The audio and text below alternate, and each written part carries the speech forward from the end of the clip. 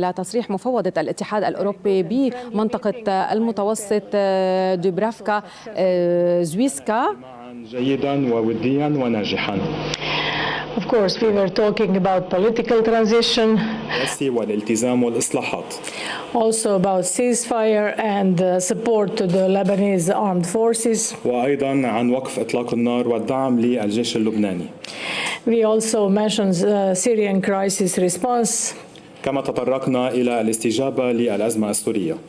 What is the most important? I mentioned the new pact for Mediterranean, for which I am in charge of. والأهم هو أنني تطرقت إلى حزمة جديدة لمنطقة المتوسط، هذه المنطقة التي أنا مسؤول عنها.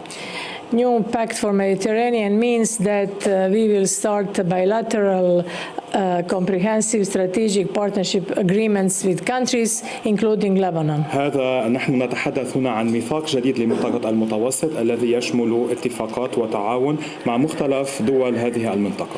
So President was very positive and he would like to start negotiations on the substance of this agreement. لذلك كان الرئيس متجاوبا ويود أن نبدأ عملية التفاوض بالنسبة إلى هذا الميثاق الجديد لمنطقة المتوسط.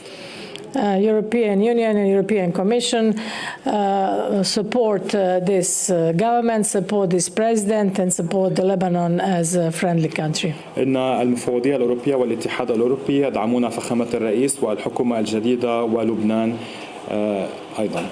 I'm sure you know that our Commission decided to support Lebanon with 1 billion euros.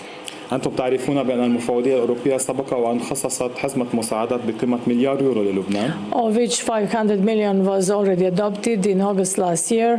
وأيضا تم اعتماد 100 مليون من هذه الحزمة خلال شهر آب الماضي. And another 500 million will come soon, but there are some conditions. وأيضا سوف يتم تخصيص نصف مليار أخرى، لكن هذا يتوقف على بعض الشروط. As you know, the main precondition is restructuring of the banking sector in this country. إن أحد الشروط المسبقة كما تعرفون هو إعادة هيكلة القطاع المصرفي في لبنان. And good agreement with the International Monetary Fund. وأيضا الاتفاق مع صندوق النقد الدولي.